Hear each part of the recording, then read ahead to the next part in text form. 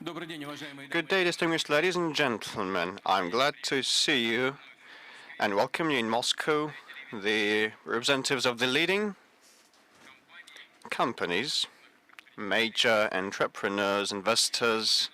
Despite the fact that the forum is quite young, this forum, organized on the initiative of VTB Bank, has become a considerable event of economic life of Russia and in the international business event calendar. It is a good platform for direct discussions of multifaceted economic development issues, to elaborate new approaches to implement investment policy. The motto of the forum, Russia Calling, reflects the nature of our policy of openness, partnership. We want to invest capital in Russia, work in Russia, create new production capability, want to make it all very beneficial. We believe it's got to add up to the competitiveness of our country and the efficiency of all the state and economic institutions. The main thing is what should be done first to make Russia the magnet for foreign and domestic capital. What should be done in order to give Russia the necessary resources to modernize its economy? They've got the considerable groundwork for stable and sustainable development, where among global leaders in terms of key macroeconomic metrics. The public debt is around 10% to GDP only, and our debt to foreign investors is like 2.5% of GDP. Foreign exchange reserves reached $522 billion by the end of September. The inflation is below 7%, and last year we named the figure was 6.1, which is the lowest indicator in the last 20 years. And we are planning to reduce inflation by below 5% by 2014. Inflation targeting is one of our priorities. Even at the time of global crisis, we did not impede the free flow of capital, although we had the temptation, and some experts advised us to introduce some limitations to protect ourselves, but we did not do so because we believe tactical gains would be small and would have strategic losses, and we just pulled ourselves together and tightened the belt. And as a result of that, in 2009 to 2011, we had the inflow investment of 3% to GDP, which is above the global average level. In Europe, in Brazil, in China, in India, the indicator for the same period did not surpass 2% to GDP. The main sources of investment inflow in Russia, apart from the traditional offshore areas, were Germany, France, Netherlands, and Sweden. And we all understand that the Netherlands, is a transit zone of our capitals, as well as Cyprus, but which is not bad at all. Today, despite the slowdown in the neighboring adjacent regions, our economy keeps growing. According to the Ministry of Economic Development of Russia, GDP increased by 4% for the first 8 months of this year, and experts believe that pace will be preserved in the upcoming 3 years, which is below the indicators we had prior to the crisis. But this growth is much more sustainable and of a better quality, and we've got growth, which is good in the current context. I would like to emphasize that the growth is not based on the increase in oil and gas prices and the increase in external foreign debt by banks and corporations. This growth is devoid of any commodity-based revenues or debt bubbles. But I will not be evasive. I will say that the commodity market is a positive influence to Russian economy, but it is not growing dramatically. It's more or less even. And we're also taking into account serious risks observed globally. We are concerned by the fact that the economies of some European countries and the EU are major economic partner. 50% of our trade falls on the European Union. So in some European countries, we can see the obvious recession. The production output growth is on the fall in China as well. It's on the wane. In a number of states, social tensions are growing, which is bad and has a negative impact on their economy. We, of course, hope that the measures taken by our partners will help enhance things, and for our part, we will try to safeguard ourselves against all negative scenarios in European and global economy while drafting the 2013 budget and the budget till 2015. First of all, we applied the so-called budget rule. We started elaborating it like a couple of years ago, and the main parameters of the rule were ready by the end of last year. Now the government has put it into language and approved. It means that the dependence of Russian budget on global oil price must be decreasing, which is to be a long-lasting sustainable turn. The non-oil and gas deficit in the upcoming years will fall from 10.5% of GDP in 2012 to 8.5% in 2015. And this budget rule, I must say, is a necessity for us because the revenues we get from oil and gas will invariably be falling in future, and we must take it into account while drafting budgets. If serious changes in the global context are witnessed, we have foreseen some safeguarding measures, including the redistribution of budget appropriations, including recapitalization of our banking system to the tune of up to 150 billion rubles, only if need be. And if crisis strikes us, but if need be, this may be done by exchanging federal loan bonds to the securities of banking credit institutions.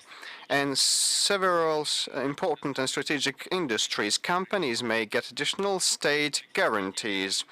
Altogether, these measures will help stabilize economy, whatever the scenario is. But the main guarantee of our stability is, as we believe, the pursuing the policy of economic growth and instigating economic activity, trade and investment. I must note one very important development of this year, Russia's accession to the WTO. For us, the participation of Russia is one of the key priorities of ours. We hope that this step will have a positive influence on the moods of investors and will pave the way for long-term projects. We always assume that acceding to the WTO would make our economy and the rules of its functioning more transparent and clear for all the countries and investors. In the upcoming years, we want to accede also to OECD.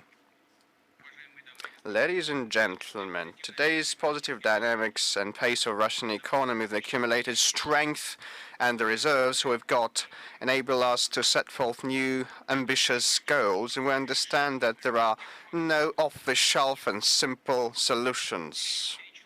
Like 3 to 4 years ago, the world was in illusions that global problems could be sorted out quite quickly, but now everybody understands, and everybody says it out loud, that we need to apply new innovative approaches. We need a lot of time to recover.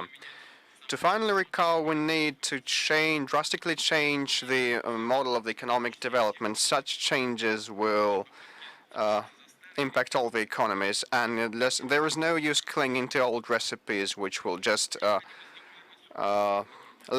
preserve the crisis context. We need to incentivize changes, find new modern sources of growth. We can understand that this requirement relates directly to our economic policy. Against the backdrop of global changes, including in the energy sector. We should be quite swift in diversifying of our economy and proceed with technological renewal.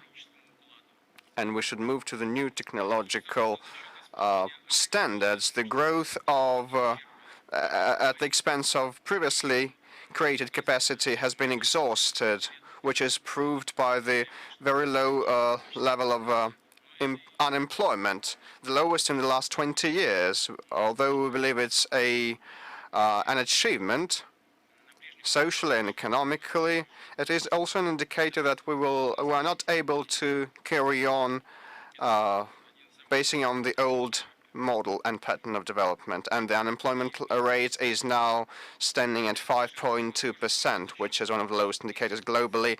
And future growth is possible only with the help of investment. We should also invest in human capital, human resources. We've got the task to create or renew at least 25 million jobs by 2020, and this is the initiatives sponsored by one of the entrepreneurs groups, and I believe it's a right and well thought over initiative. At first sight, it looks like a very complicated task, but all our experts made calculations and came to the conclusion that it is possible to reach such a figure, not only by creating new jobs, brand new jobs, but by restructuring and renewing the existing ones. And as a result of such policies, we will be able to receive 25 million new better jobs and better paid jobs. By 2018, we expect to increase the labor productivity by 50% and the share of high-tech and science-intensive sectors in GDP by 30%. In 2015, the growth of investment volume is to increase by 25%, and by 2018 to 27%. And we've been actively working to this end. Together with the business community, we are preparing road maps to enhance business climate in specific areas, and we will jointly control their implementation. The regions play the central part in improving the business climate and attracting investment. Prior to the crisis, we witnessed a good competition sound competition among regions to attract investors, and the leaders were able to drastically change the structure of the economy. Last year, the Strategic Initiatives Agency, together with business community, started a new pilot project. It's about introduction of new standards of work of local and regional authorities aimed at enhancing investment climate. Best practices of dealing with investors must become the norm for all the administrations. I would like to invite investors to cooperate with the regions and the SIA and to elaborate new approaches together. Russia is open for foreign and domestic direct investments in industry, services, agriculture, innovation sector, and we hope that together with the capital inflow, we'll get an inflow and advent of technology and management expertise in modern patterns and models of production, new networks of distribution, all that our international partners possess. The priority of ours is to develop infrastructure of national financial market to provide a better resiliency to it and establish a international financial center in Moscow and shape new tools of investment to let our companies raise capital faster and better and quicker using domestic and international sources. By this November, the central depository must be in place. It's aimed at ensuring access to domestic financial market to foreign investors and make the system more transparent with enactment of law on clearing activities and on bidding procedures. We've got all the conditions to develop infrastructure of financial markets. The stock exchange, the stock markets and the central counterparty, they will work together by international standards. On our agenda, we've got the issue of cancelling upfront payment for securities and international practice paying several days later for those securities is a well-established practice, and we also want to introduce this new system replacing the upfront payment that we currently have, and I hope that we will take into account all the advantages and drawbacks of that systems and adjust it to our context and avoid any new bubbles. Such innovations reduce the cost of capital for Russian companies and economy, and the capacity of the financial market domestically is to grow. We want to merge MISEX and RTS stock exchanges to have in future a uniform, competitive, world-class trading platform where value of Russian assets and resources will be decided. Let me note that some issues of enhancing this sphere are now worked upon by the working group on the financial center establishment in Moscow, and we are preparing a renewed roadmap. Hope it's got to be approved by the end of the year. We also have the Russian Direct Investment Fund aiming at diversifying our economy and investment flows. We will provide additional funding each year to the tune of 62 billion rubles. It was last year's figure of additional funding, and this year we will also provide 62. Yes, am I right, Mr. Siluanov? Yes. Oh, I cannot hear him. We will, yes, Mr. Minister. And we will try to foresee this funding for next year's budget. In 2013, we don't have this money so far, but we will try to make our budget not only socially oriented, but to foresee development of our economy, and we need such instruments as direct investments fund, which is one of the most helpful tools proved to be efficient worldwide. When it was shaped in 2011, and starting since then, 7.7 billion rubles has been allocated, and the co-investment it raised surpassed 25 billion rubles. A serious step forward has become the shaping of a consortium of this fund and international funds.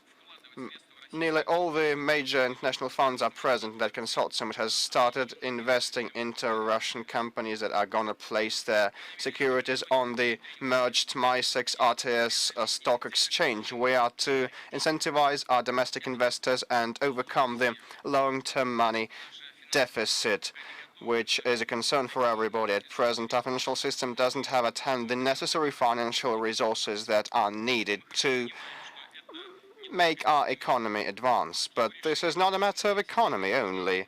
If we solve it, we will get better trust of our people in financial institutions and capability for better and much more projects. So, and the cumulative component of our pensions is one of the parts and reserves for investment, and when we established this pension system, we were quite wise. We accumulated, like this year's got to be around 2 trillion rubles of funds, and the previous finance minister and the current one promised us that part of this means will be allocated for infrastructure development by issuing infrastructural bonds with the collateral of this fund, pension fund. I hope to see specific proposals by the end of the year. And globally, such funding is given by major players in the stock market. Those are insurance companies and pension funds, etc. Now we are discussing the issue of establishing so-called MEGA regulator. This is one more problem I'd like to dwell upon. Well, the government suggests merging federal stock markets service and central bank Federal Financial Market Service and Central Bank to create a mega regulator. The idea is debated by very many stakeholders, and I suggest we should make a decision on that very quickly, because the improvement of the regulation system is a necessity and we must not procrastinate. So far, our citizens don't have enough degree of awareness as regards the potential of the financial market, and as a result of this, they invest in the only thing that they can trust: real estate or foreign currency, or probably set money aside in the money box of theirs. So we will do our best to increase the financial literacy and improve it and provide better confidence of our citizens and nationals to the financial market, and provide new tools that will be inflation-proof. The topical task for us is to enhance the level of corporate governance in enterprises, which would be an additional bonus for most of them. So far, in very many like public companies, the level of management is below the best international practices. So the government has been entrusted with the task to set the criteria for the efficiency of publicly owned companies' management using best practices and expertise, and the state will go on with the privatization of its assets, but will by using the well-conceived, well-thought-over approach, and the rules will be quite transparent and open. The assets will be sold at fair market values to the best and most efficient owners, taking into account the economic context. The privatization plan has been approved, and eventually we are to sell shares in most non-commodity companies. The exception is the natural monopolies and the military industrial sector companies, where state will preserve its share as a controlling share owner. And our banks rank top among Russian blue chips. Like in February 2010, a 10% stake of VTB Bank was privatized. It was to the tune of $3.3 billion in September this year. 7.6% share in Sberbank became private, with the tune of 5.2 billion United States dollars. As far as I can remember,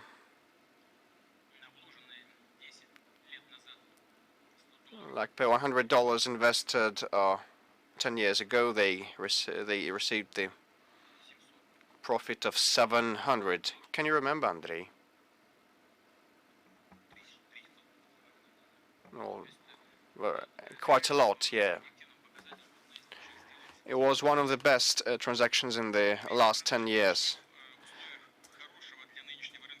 Well, and the demand was quite good given the market condition of today, and at a rather high price, which proves that the Russian financial institutions are still attractive even in the global context of financial crisis. Ladies and gentlemen, it's a truth universally acknowledged that capital flows to places where risk-to-return ratio is believed optimal by investors.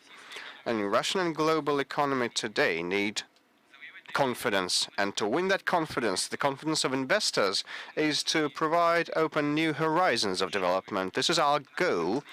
We hope that Russian and foreign investors will appreciate and value highly the achievements of our economy, and will focus on long-term and large-scale investment cooperation. We're open for this cooperation. By way of conclusion, I'd like to thank the organizers of Forum, VTB Bank, for maintaining this tradition of carrying out this very important event and a very instrumental event in the capital of Russia, in Moscow. I thank you for your attention.